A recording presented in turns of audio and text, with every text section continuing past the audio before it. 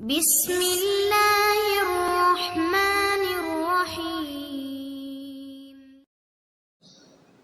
اللهم أرنا الحق حقا وارزقنا اتباعه اللهم أرنا الباطل باطلا وارزقنا اجتنابه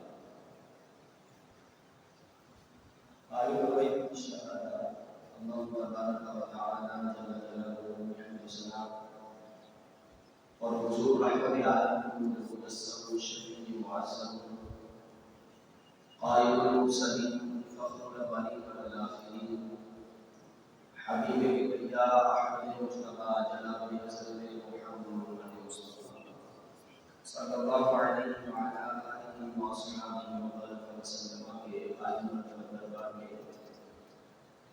بلائے عقیدت و محبت عرض کرنے کے بعد نہایت ہی معزز و مکرم سامعین ماہ رمضان مبارک اپنی رحمت بخششی اور رحمت سے آزادی فرمانے اٹھاتا ہوا ہم سے رخصت ہوا خلا کے عالم کی بارگاہ میں متجلی ہونے پر دیگر عالم رمضان مبارک میں جملہ فیروزات سے ہماری جملوں کو پورا سال محفوظ فرمائے اور اعمال کو افعال حسنہ کی جو عادت اس ماہ مقدس میں ہمارے جسموں اور ہماری روح کو رب نے عطا فرمائی ہے سارا سال جاری و ساری رہے اور تقوی کے سائے کرے رب العالمین ہمیں اپنی زندگی بسر کرنے کی توفیق عطا فرمائے وابز بکا حضور سید عالم مجسم شفیع معظم علیہ السلام کے فرمان میں موجود ہے کہ رب العالمین کو اس بندے کا دین بہت زیادہ پسند ہے کہ جو کسی عمل کو شروع کرے اور پھر اس پر استقامت بھی کیا کرے اور دوسری روایت کے مطابق بانی اللہ کے الفاظ ہیں کہ رب العالمین کو وہ عمل انتہائی پسند ہے کہ جو روزانہ ہو اگرچہ تھوڑا ہی ہو چھوٹا سا بھی عمل اگر روزانہ ہو رب العالمین کو عمل بہت زیادہ پسند ہے غلامی حضرات کے رمضان مبارک کا مہینہ ہمیں بہت کچھ سکھاتا ہے سمجھاتا ہے بہت کچھ ہماری جھولیوں میں ڈالتا ہے اب یہ ہمارا حق بنتا ہے کہ جو کچھ اس نے ہماری جھولیوں میں ڈالا ہے ہم اس کو محفوظ کریں رمضان مبارک کے اندر انسان تہجد بھی پڑھتا ہے رمضان مبارک کے اندر اشراق بھی پڑھتا ہے رمضان مبارک کے اندر چاشت بھی پڑھتا ہے اوابین بھی پڑھتا ہے نماز تراویح بھی پڑھتا ہے قیام اللیل بھی کرتا ہے یہ وہ نمازیں ہیں جو نفلی نمازوں کو رمضان مبارک کے اندر اللہ اس قدر استقامت کے ساتھ اور اس قدر توجہ کے ساتھ اور پابندی کے ساتھ ادا کرتا ہے کہ کوئی نماز اس کی رہتی نہیں فرض تو پھر فرض ہے نوافل میں اس قدر بندہ رمضان مبارک کے اندر پابندی کرتا ہے لیکن جب رمضان سے رخصت ہوتا ہے تو نفلی نمازیں تو نفلی نہیں فرضی نمازوں میں بھی سستی آ جاتی ہے اس بات کی طرف ہم نے توجہ کرنی ہے کہ فرض جو ہے وہ کسی صورت بھی انسان سے ثابت نہیں ہوتا ایک مرتبہ جب بندہ مکلف ہو گیا شریعت کے احکامات اس کے اوپر اپلائی ہو گئے کوئی ایسی چیز نہیں کہ جو فرض کو اس کے ذمے سے ثابت کر سکے سوائے ادائیگی کے بندہ ادا کرے گا پھر ہی اس کے ذمے سے وہ فرض ثابت ہوگا وگرنہ وہ فرض ثابت نہیں ہوگا. اس لیے رمضان المبارک اگر ہم سے رخصت ہوا ہے تو نفلی نمازیں اگر ہماری عادت اور پابندی کے اندر شامل نہیں ہوئی تو کم از کم فرض نماز اور دیگر تمام فرائض جو انسان کے ذمہ لازم ہیں ان کو ضرور بر ضرور اپنی زندگی کا حصہ بنائیں، وگرنہ قیامت کے دن اللہ کی بارگاہ کے اندر یقیناً جواب دینا ہوگا. حضور سید عالم کے مجسم شفیع معظم علیہ السلام نے اسلام کی تشریحات کو بہت خوبصورت اور واضح انداز کے ساتھ بیان فرما دیا. ہر چیز واضح ہے، اللہ تعالیٰ واضح ہے، فرائض و واجبات واضح ہے، اور عقل سلیم رب العالمین نے ہر بندے کو عطا فرمائی ہے. اس عقل سے ہر بندہ سوچ سکتا ہے اور اپنے ذمہ جو فرائض عائد ہوتے ہیں ان کا احاطہ کرتے ہوئے ان کے ادائیگی کے اسباب کو بتا سکتا ہے. حضرت عثمان بن مظعون رضی اللہ تعالی عنہ جلیل القدر حضور سید عالم صلی اللہ علیہ وسلم کے صحابی ہیں. کریم آقا صلی اللہ علیہ وسلم کی بارگاہ میں حاضر ہوئے. ابھی اسلام کو قبول نہیں کیا، اسلام کی تعلیمات کو سنا ہے، جانے عالم صلی اللہ علیہ وسلم کا چرچا سنا ہے، اور اس سنے ہوئے سے متاثر ہو کر حضور کی بارگاہ میں آئے. آگے عرض کرتے ہیں آقا میں نے اسلام کی تعلیمات کو سنا ہے اور آپ کے اخلاق کے بارے میں بھی سنا ہے، دل چاہتا ہے کہ اسلام کو قبول کریں. حضور سید عالم صلی اللہ علیہ وسلم نے خوش آمدید کہا. عرض کی آقا اپنا دست مبارک عطا کیجیے، میں نئے اسلام کرنا چاہتا ہوں. حضور علیہ السلام نے اپنا دست مبارک بڑھایا. حضرت عثمان بن مظعون نے کریم آقا صلی اللہ علیہ وسلم کے دست مبارک کو اپنے ہاتھوں میں لیا اور محبوب پاک صلی اللہ علیہ وسلم نے وہ کلمہ پڑھایا. جناب عثمان بن مظعون علیہ السلام نے داخل ہوئے. جب حضرت عثمان بن مظعون رضی اللہ تعالی عنہ دار اسلام میں داخل ہوئے تو عرض کرنے لگے آقا آپ جس دین کی تبلیغ کرتے ہیں اس دین کا خلاصہ مجھے ارشاد فرمائیں. آج ہمارے پاس بھی اسی کا طرز ہے کہ تھوڑے وقت کے اندر ہم چاہتے ہیں کہ ہمیں مفید باتیں میسر آ جائیں اور زیادہ لمبی گفتگو فائدہ بھی نہیں دیتی.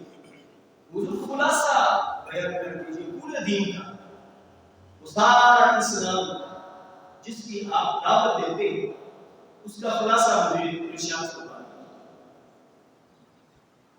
صحابہ کرام علیہ رضوان کے مزاج اپنے اپنے ہر کوئی اپنے حساب سے حضور علیہ السلام سے تقاضا کرتا ہے، اور میرے محبوب اتنے لجپال تھے کسی کو خالی دامن واپس نہیں ہونا.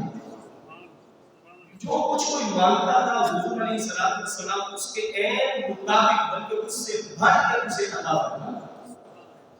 ایک صحابی آیا عرض کرنے لگے آقا مجھے دین کا ایسا جامع نصاب بیان فرما دے کہ آپ سے سننے کے بعد مجھے دوبارہ دین کے متعلق کسی سے پوچھنے کی کوئی حاجت نہ رہے.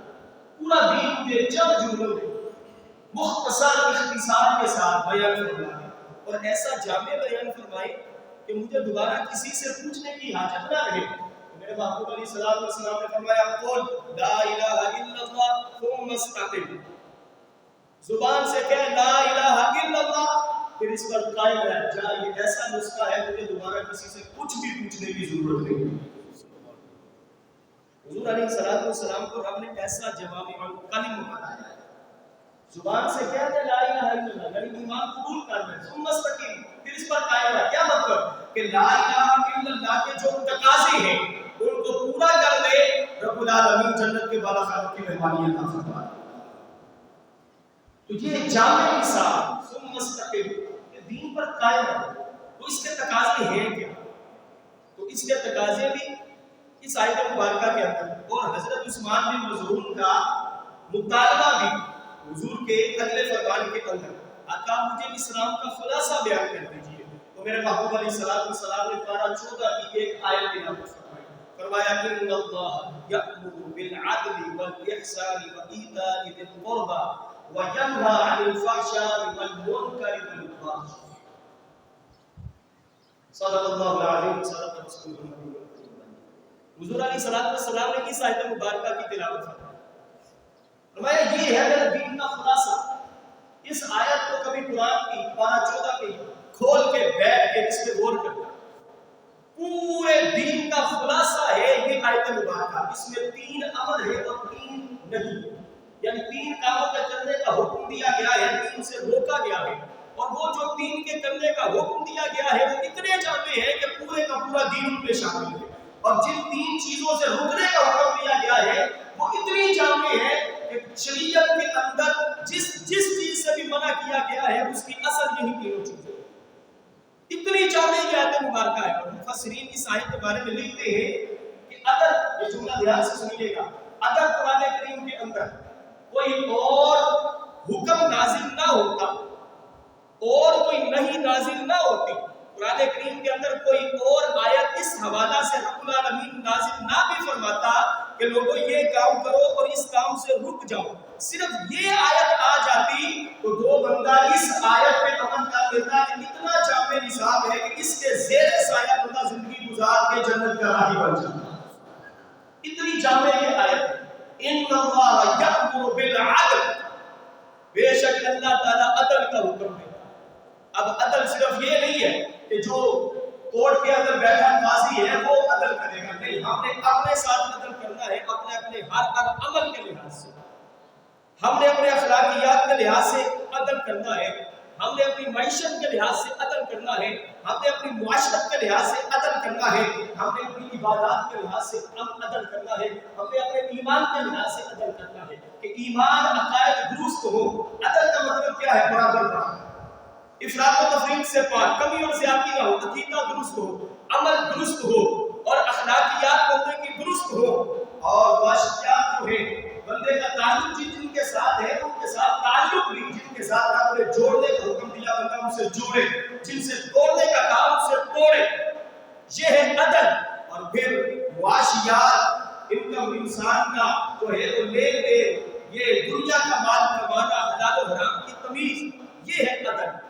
تو ان اللہ یأمر بالعدل والاحسان، عدل کا رب العالمین نے حکم دیا ہے، اور عدل ایک ایسا جامع حکم ہے کہ بندے کی پوری زندگی اس عدل کے سائے میں رہے۔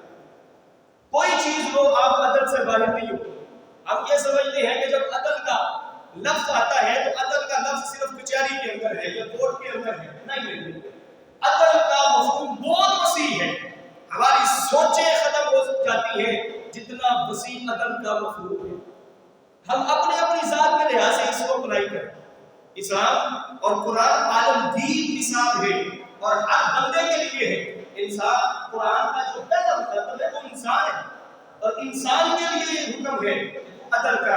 اگر کافر ہے تو عدل کا اسلام کے سائے میں، اگر مسلمان ہے پہلے سے تو پھر عدل کا، یہ اسلام کی جو حقانیت ہے اس کو مان کے اس کے احکامات کے اوپر عمل کرنے کا حکم ہے۔ بل احسان، اور رب العالمین تمہیں نیکی کا حکم دیتا ہے۔ احسان کا مطلب نیکی، اور نیکی صرف یہ نہیں ہوتی کہ انسان اپنی جیب سے کسی کو کچھ نکال کے دے، نہیں، میرے محبوب علیہ السلام نے فرمایا کسی کے ساتھ مسکرا کے بات کرو، رب تعالیٰ اس پہ بھی تمہیں نیکی کا ثواب عطا فرمائے۔ رستے میں پڑا ہوا پتھر ہٹا دو، رب تعالیٰ تمہیں اس پہ بھی صدقے کا ثواب عطا فرمائے۔ والدین کا چہرہ مسکرا کے تاکہ رب العالمین مقبول حج کا ثواب عطا فرمائے۔ تو یہ چیزیں ہم صرف نیکی اس کو سمجھتے ہیں کہ کسی کی مالی مدد کر دینا، نہیں، نیکی کا مفہوم بہت وسیع ہے۔ بعض اوقات بندہ مال نہیں چاہتا ہوتا، صرف تمہارا خیال چاہتا ہوتا کہ بندہ میری طرف خیال نہ کرے۔ جس طرح کی والدین انہیں مال کی ضرورت نہیں ہوتی، صرف بچوں کے خیال کی ضرورت ہوتی ہے کہ ہم یہاں پڑے ہیں، کبھی میرا بچہ گزرتے ہوئے مجھے بھی پوچھ کے جائے ابا جی کی حال ہے۔ تو باپ بوڑھا بھی ہو، اگر جوان بچہ پاس بیٹھ کے مسکرا کے تھوڑی سی ڈانٹ دبا کے پوچھے نا ابا جی کیا حال ہے، کسی چیز کی ضرورت تو نہیں، تو بوڑھا باپ بھی کھڑا ہو کے سینہ تان کے کہتا ہے مالک تیرا شکر ہے تجھے فرما بردار بچہ عطا۔ نیکی کرنے کے ہم جو ہے وہ اس کی طرف راغب تو ہو، اتنا وسیع مفہوم ہے، اتنا وسیع مفہوم ہے نیکی کرنے کا۔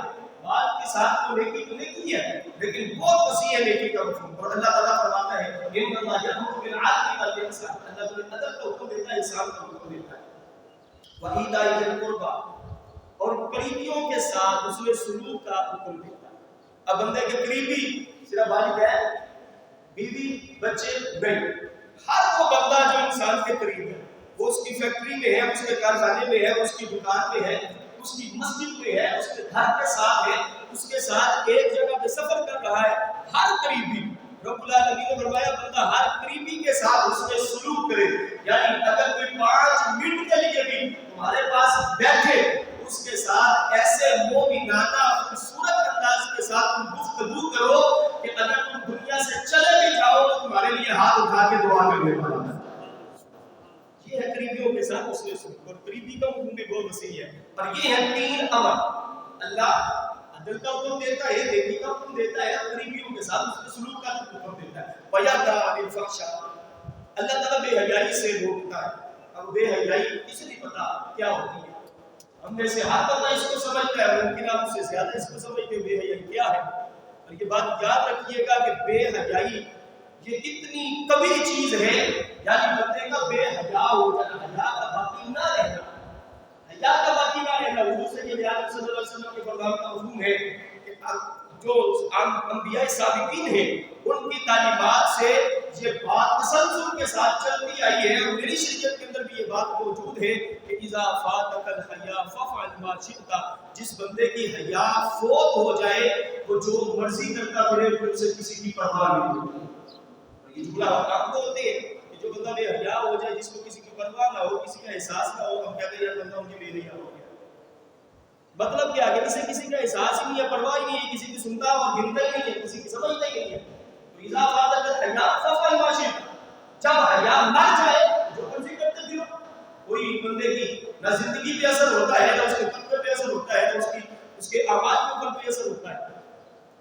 فرمایا وَيَنْهَىٰ عَنِ الْفَحْشَاءِ وَالْمُنکَرِ، منکر کا مطلب برے کام. برے کام کون سے ہیں؟ سارے برے کام، زنا کرنا، شراب پینا، چوری کرنا، جھوٹ بولنا، غیبت کرنا، والدین کی نافرمانی کرنا، جادو کرنا، تو یہ سارے کیا ہے؟ برے کام. ایک لمبی لسٹ ہے برے کام. ہر بندے کو پتا ہے کہ کیا کیا کام برا ہے. اگر نہ بھی پتا ہو تو میرے آقا صلی اللہ علیہ وسلم نے فرمایا اس سے پوچھو. دع ما یریبک الی ما لا یریبک، محبوب پاک صلی اللہ علیہ وسلم نے فرمایا حلال بھی واضح ہے، حرام بھی واضح ہے، اور جو ان کے درمیان میں ہے وہ شک میں ڈالنے والا ہے. اور شک میں جو ڈالنے والی چیز ہے اس کے متعلق کس سے پوچھو. جس چیز کے بارے میں دل شک پیدا کرے اسے چھوڑ دو، اور جس کے بارے میں دل شک نہ پیدا کرے اس کو کر. ایک ہوتا ہے شریعت کا مفتی جو لکھ کے فتویٰ دیتا ہے یا بول کے فتویٰ دیتا ہے، اس نے شریعت کے تقاضوں کے مطابق ساری چیزوں کو جزئیات کو مد نظر رکھ کے پھر فتویٰ دے رہا ہے. اور ایک ہے بندے کے دل کا مفتی جو ہر وقت اس کے ساتھ ہوتا ہے. مفسرین فرماتے ہیں اور بالخصوص صوفیاء کہتے ہیں جب بھی کوئی کام کرنے لگو تو اس سے ضرور مشورہ کرو، اس سے مشورہ کرو کہ میں یہ کام کرنے لگا ہوں، میرا دل بتا یہ کام درست ہے کہ غلط ہے. اگر دل کہے کر لے درست ہے تو کر جائے. اور یہ 100% بھی نہیں ہے، بعض بات بندے کی خواہش نفس بھی ہوتی ہے. اگر شک ملا ہو یہ دل فیصلہ صحیح نہ دے پا رہا ہو تو پھر شریعت کے مفتی سے بھی پوچھنا چاہیے. وگرنہ عمومی کاموں کو مطلب یہ دل فتویٰ دے دیتا ہے کہ یہ کام اچھا ہے کہ برا. فرمایا منکرات سے بچنا ہے، جتنے گناہ کے کام ہیں ان سے بچو. وَيَنْهَىٰ عَنِ الْفَحْشَاءِ وَالْمُنکَرِ وَالْبَغْیِ، بغی کا مطلب ہوتا ہے حد سے تجاوز کرنا. حد سے تجاوز نہ کرنے کا رب نے حکم کیا ہے کہ حد سے تجاوز نہ کرو، بغاوت نہ کرو. تو یہ وہ 3 امر ہے، 3 نہیں ہے جو قرآن میں رب العالمین نے وارد فرمائی. اور اس آیت کو پڑھ کے حضور جان عالم صلی اللہ علیہ وسلم نے فرمایا اے عثمان یہ ہے میرے اسلام کا خلاصہ، اگر اس پہ عمل کر لو گے تو تمہاری دنیا بھی بہتر ہو جائے گی، آخرت بھی بہتر ہو جائے گی. ہم ان 6 چیزوں کو پلے بھر. ان اللہ یأمر بالعدل، عدل، احسان، ایتاء ذی القربی، قریبیوں کے ساتھ اس نے سلوک. اور یہ 3 چیزیں اس کے بارے میں آج ہم آپ سے شکار ہیں اور ہمیں اس کے بارے میں جو ہے وہ دھوکہ ہوا. اور پھر تیسری 3 چیزیں جو ہے جن سے ہمیں رکنا ہے وہ کیا ہے؟ وَيَنْهَىٰ عَنِ الْفَحْشَاءِ وَالْمُنکَرِ وَالْبَغْیِ، بے حیائی، برے کام اور گناہ. ان تینوں چیزوں سے پورا ہے. اور اسی کو لے کے پھر آخری بات عرض کر کے گفتگو کو اختتام کی جانب لاتا ہوں. حضور سید عالم صلی اللہ علیہ وسلم نے جب نبوت فرمایا تو دار اسلام میں داخل ہوئے.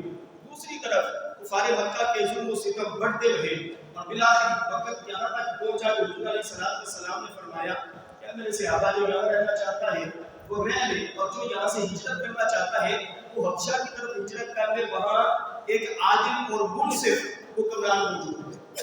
تو حضور علیہ السلام نے اسلام کی پہلی ہجرت جو حبشہ کی طرف تھی اس کا حکم دیا اور اس میں اختیار عطا فرمایا. جو جانا چاہتا ہے وہ جائے، جو رہنا چاہتا ہے وہ رہے. تو ایک کثیر تعداد مسلمانوں کی اس نے ہجرت کی اور حبشہ پہنچے. اور جناب حضرت جعفر طیار رضی اللہ تعالی عنہ جناب رسول کریم صلی اللہ علیہ وسلم کے چچا زاد بھائی اور جناب مولا کائنات ابی مرتضی شریف خدا رضی اللہ تعالی عنہ کے سگے بھائی، یہ اس لشکر کے ہیڈ تھے جنہوں نے ہجرت کی. ان کے ہیڈ تھے، امیر تھے. جب ہجرت کر کے حبشہ پہنچے، ادھر کفار مکہ کی اطلاع ہوئی، وہ بھی وہاں پہنچے اور جا کے شاہ حبشہ نجاشی سے انہوں نے ملاقات کی اور کہنے لگے کہ تمہارے دیش کے اندر کچھ لوگ آئے ہمارا وطن چھوڑ کے وہاں انہوں نے دنگا فساد کیا ہے، وہاں انہوں نے بے مذہب کا اعلان کیا ہے، ادھر بھی فساد برپا کیا ہے، تمہارے ملک پہ آ گئے ادھر بھی فساد برپا کریں گے، تیری سلطنت کو خطرہ ہے، نکال دے. تو حضور جان عالم صلی اللہ علیہ وسلم نے حبشہ کے بارے میں کیا خبر دی تھی کہ وہ عادل ہے اور منصف ہے، انصاف کرنے والا ہے، عدل کرنے والا ہے. تو اس کی جب حضور نے یہ شان بیان کی ہے تو شان کا اظہار بھی تو ہونا تھا. وہ پروپیگنڈا کر کے پہلے سے ان سے ملے، حالانکہ ان کے ساتھ بڑے گہرے تعلقات تھے شاہ حبشہ کے، لیکن اس نے کیا کہا، میں نے تمہاری بات سنی ہے، میں ان کا بھی موقف سنوں گا، اس کے بعد فیصلہ کروں گا. شک طرفہ فیصلہ نہیں کروں گا، ان کی بھی بات سنوں گا اور پھر فیصلہ کروں گا. پیغام بھیجا کہ صبح دربار کے اندر تمہارا جو وفد آیا ہے میرے پاس آئے گا اور اپنا موقف جو ہے وہ بیان کرے گا. ساری رات مشورہ ہوا کہ کون شاہ حبشہ کے دربار میں اسلام کی حقانیت کا خطبہ پڑھے گا اور شوکت اسلام کی جو بات ہے وہ کرے گا. سب کے مشورے کے ساتھ یہ بات ثابت ہوئی اور فیصلہ ہوا کہ حضرت جعفر طیار اسلام کی شوکت کا خطبہ پڑھے گا. خاندان نبوت کے فرد ہے، فصیح و بلیغ ہے اور پھر کامل ایمان ہے. جناب علی پاک جو علم کے شہر کے دروازے ہیں، ان کے سگے بھائی ہیں، بہت سی نسبتیں حضرت جعفر طیار کو حاصل ہے. حضرت جعفر طیار تیار ہوئے اور بات کو مان کے ٹھیک ہے میں پڑھوں گا. صبح ہوتی ہے، شاہ حبشہ کے دربار میں سب پہنچتے ہیں. شاہ حبشہ اپنے تخت کے اوپر شاہانہ انداز کے ساتھ بیٹھا ہے. وزراء مشیروں کی قطاریں ہیں. اسلام کے یہ ماننے والے دربار میں پہنچتے ہیں اور شاہ حبشہ اس کو اس کے جو ہے مطابق اور اسلام کے اصولوں کے مطابق سلامی پیش کرتے ہیں اور اس کے بعد بات چیت کا آغاز ہوتا ہے. شاہ حبشہ کہتا ہے بتاؤ تمہارے نبی جن کا تم کلمہ پڑھتے ہو وہ کس بات کی تمہیں تبلیغ کرتے ہیں اور تم کون ہو، کہاں سے آئے ہو اور کیوں آئے ہو. بڑے خوبصورت الفاظ اور بڑا دل نشین خطبہ یقیناً دلوں پہ اثر کرتا ہے. حضرت جعفر طیار کہنے لگے ایھا الملک، اے بادشاہ، کنا قوما اہل جاہلیہ، ہم جاہل قوم تھے، ہم ظلمت میں تھے، گمراہی میں تھے، بالکل جاہل تھے. نعبد الاصنام، ہماری جہالت کا یہ عالم تھا کہ ہم کئی بتوں کو سجدے کرتے تھے. اور پھر تأکل المیتہ، اور ہم مردار کھاتے تھے. ونأتی الفواحش، اور ہم برے کام کرتے تھے. فحاشی یعنی یہ ہمارا اوڑھنا بچھونا تھا. ونقطع الارحام، اور ہم رشتوں کو توڑتے تھے. یہ ہمارا انداز تھا. کوئی اچھا کام ہمارے اندر نہیں تھا. ہم جہالت میں تھے، گمراہی میں تھے، بتوں کی پوجا کرتے تھے، رشتوں کو توڑتے تھے، بے حیائی کرتے تھے.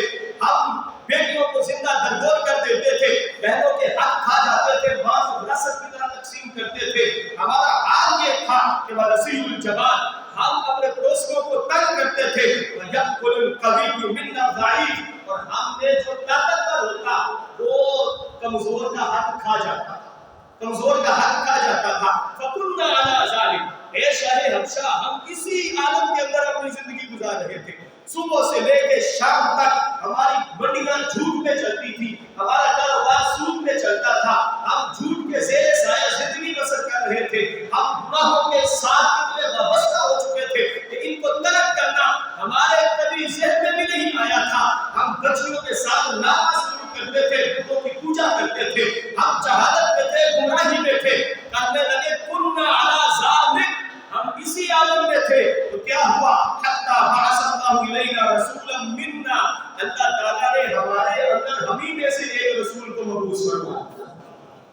ایک رسول مبعوث ہو گئے اور ان کا تعارف کیا ہے؟ نعرف نسبہ و صدقہ و امانتہ و عفافہ. وہ کوئی آؤٹ سائڈر نہیں تھے بلکہ ہم ان کے نسب کو بھی جانتے تھے، ان کے خاندان کو بھی جانتے تھے، ان کے تقوی کو بھی جانتے تھے، ان کی امانت اور دیانت کو بھی جانتے تھے، اور سب سے بڑھ کے ہم ان کی پاک دامنی کو بھی جانتے تھے. ہم سے وہ بھولے ہوئے نہیں تھے. ہمارے اندر انہوں نے 40 سال گزارے. شب و روز ہم نے ان کے دیکھے. وہ بڑے پاک تھے، بڑے صاف تھے، بڑے صادق تھے، بڑے امین تھے. ہم ان کو دل کی اتھاہ گہرائیوں سے جانتے تھے. ہمارا یہ حال تھا. پھر وہ رسول بن کے آئے. انہوں نے کوہ صفا پہ کھڑے ہو کے اعلان نبوت کیا اور انہوں نے کیا کہا؟ فَدَعَانَا إِلَى اللَّهِ. انہوں نے ہمیں بلایا اللہ کی طرف، بِالْوَحْدِهِ، تاکہ ہم اس کو ایک مانیں. انہوں نے کہا خدا ایک ہے، بتوں کی پوجا چھوڑ دو، خدا کو ایک مان لو. انہوں نے ہمیں بلایا کہ ہم بتوں کی پوجا چھوڑ کے خدا کو ایک مان لیں، وَنَعْبُدُهُ، اور ہم اس کی عبادت کریں، بتوں کو چھوڑ دیں. اور پھر وَأَمَرَنَا بِصِدْقِ الْحَدِيثِ، انہوں نے ہمیں سچ بولنے کا حکم دیا، وَأَدَاءِ الْأَمَانَةِ، اور امانت دینے کا حکم دیا. امانت سے خیانت کرنے سے ہمیں روکا. وَصِلَةِ الرَّحِمِ، اور جن رشتوں کا ہم توڑتے تھے انہیں جوڑنے کا حکم دیا. وحسن الجوار، اور پڑوسیوں کے ساتھ اس نے سلوک کا انہوں نے حکم دیا. ہم ان کے ساتھ برائیاں کرتے تھے، پڑوسیوں کے ساتھ ہم انہیں تنگ کرتے تھے. انہوں نے کہا پڑوسیوں کو تنگ نہ کرو، ان کو راضی رکھو، ان کے ساتھ اچھا سلوک کرو. والکف عن المحارم، اور انہوں نے ہمیں حرام کام سے رکنے کا حکم دیا. انہوں نے کہا جھوٹ نہ بولو، غیبت نہ کرو، چغلی نہ کرو. انہوں نے کہا شراب نہ پیو. انہوں نے کہا زنا نہ کرو. یہ ساری چیزیں جو ہم کرتے تھے حرام تھی. انہوں نے کہا محارم کو چھوڑ دو، گندے کام چھوڑ دو، حرام کام چھوڑ دو. والدماء ونهانا عن الفواحش وقول الزور، اور انہوں نے ہمیں بے حیائی سے روکا اور جھوٹی بات کہنے سے بھی روکا. واکل مال الیتیم، اور یتیم کا مال کھانے سے بھی روکا. وقذف المحصنات، اور پاک نام عورت کے اوپر بہتان لگانے، الزام لگانے سے بھی روکا. وامرنا ان نعبد اللہ وحدہ لا نشرک به شیئا، اور انہوں نے ہمیں حکم دیا کہ ہم خدا کو ایک مان کے اور اس کے ساتھ کسی کو شریک نہ ٹھہرائیں اور صرف ایک خدا کی عبادت کریں. وامرنا بالصلاۃ، انہوں نے ہمیں نماز کا حکم دیا. والزکات، اور زکات دینے کا حکم دیا. والصیام، اور روزہ رکھنے کا حکم دیا. تو یہ ساری وہ چیزیں ہیں جس کا انہوں نے حکم دیا، اور جن چیزوں کو ہم پہلے کرتے تھے ان سے روکا. فصدقنا وآمنا، ہم نے ان کی تصدیق کی اور ان پہ ایمان کو قبول کیا. یہ ہے شوکت اسلام اور عظمت اسلام کا خطبہ جو حضرت جعفر طیار نے پڑھا تھا. اب حضرت گرامی اس خطبے کو لے کے ذرا سوچے تو صحیح کہ پہلی وہ ساری چیزیں جس کے اندر وہ پہلے مبتلا تھے کیا آج ہمارے معاشرے کے اندر نہیں ہے؟ ان ساری خواصوں کے اندر آج ہم سارے کے سارے مبتلا ہیں اور ہم خیر کی امید اللہ تعالیٰ سے رکھتے ہیں. آپ پاک صلی اللہ علیہ وسلم نے ارشاد فرمایا بے وقوف ہے وہ بندہ، والعاجز، بے وقوف ہے وہ بندہ، من، جو بندہ کیا کرے، اتبع نفسہ ہواہا، پیروی تو اپنے نفس کی کرے، وتمنا علی اللہ، اور اللہ سے جنت کی امید رکھے. بات اپنے نفس کی مانے اور اللہ سے امید کس کی رکھے؟ جنت کی. اگر جنت کی امید ہے تو پھر اعمال بھی جنت کے والے کرنے پڑیں گے، پھر نفس کی نہیں، پھر اللہ کی ماننی پڑے گی. اور اللہ کا حکم وہی ہے جو رسول پاک صلی اللہ علیہ وسلم کے بیان کردہ خطبے کا جناب جعفر طیار نے ہمیں پڑھ کے سنایا ہے. اور جب نجاشی نے یہ خطبہ سنا آنکھوں سے آنسو جاری ہے اور کہا کہ مریم اور میرے نبی کے بارے میں بھی قرآن کے اندر کی آیات آئی ہیں، تو جناب جعفر طیار نے سورہ مریم کی تلاوت کی. سورہ مریم کی تلاوت سن کے نجاشی کی آنکھوں میں آنسو جاری ہو جاتے ہیں. سارے کا سارا اس کا دربار رونے لگتا ہے کہ قرآن کی تاثیر اس کے دل پہ اثر کر جاتی ہے اور پوچھتا ہے کہ یہ تو قرآن عربی ہے، میری زبان عربی نہیں، بتاؤ تمہارے قرآن کے اندر یہ جو آیات میں پڑھی ہے رب کیا کہتا ہے؟ تو جناب جعفر طیار کہتے ہیں رب کہتا ہے کہ عیسیٰ ہمارے بندے ہیں، مریم ہماری بندی ہے. عیسیٰ کو ہم نے روح اللہ بنایا ہے، کلمۃ اللہ بنایا ہے. وہ نہ اللہ کے بیٹے ہیں نہ ہی اللہ ہے، وہ اللہ کے بندے ہیں، اللہ کے رسول ہیں. تو جناب جب حضرت جعفر طیار نے یہ خطبہ پڑھا تو نیچے سے زمین سے ایک تنکا اٹھا کے وہ نجاشی کہنے لگا رب کعبہ کس قسم ہے، میرے نبی حضرت عیسیٰ کے رب کی قسم ہے، اے جعفر تم نے میرے نبی کی جو شان بیان کی ہے، حضرت عیسیٰ کی عظمت کا جو خطبہ پڑھا ہے اور ان کا جو تعارف مجھے دیا ہے، میں خدا کو گواہ بنا کے کہتا ہوں میرے نبی نہ اس تنکے سے کچھ زائد ہے اور نہ ہی کچھ کم ہے، برابر برابر ہے. میں اس کلام والے رب پہ ایمان لاتا ہوں اور جس نبی پہ یہ کلام اترا ہے اس پہ بھی ایمان لاتا ہوں جعفر مجھے بھی کلمہ پڑھاؤ دائرہ اسلام میں داخل۔ نجاشی مسلمان ہو جاتا ہے۔ اللہ تعالیٰ ہمیں اس خطبے کو یاد رکھنے کی توفیق عطا فرمائے اور ہر برا کام ہمیں چھوڑنے کی توفیق عطا فرمائے۔ رمضان المبارک کا جو فیضان اور اس کی روحانیت جو ہماری جھولیوں کے اندر آئی ہے، اللہ تعالیٰ ہمیں پورا سال اس کو محفوظ رکھنے کی توفیق عطا فرمائے اور عبادات کے اندر استقامت عطا فرمائے۔ وما توفیقی الا باللہ۔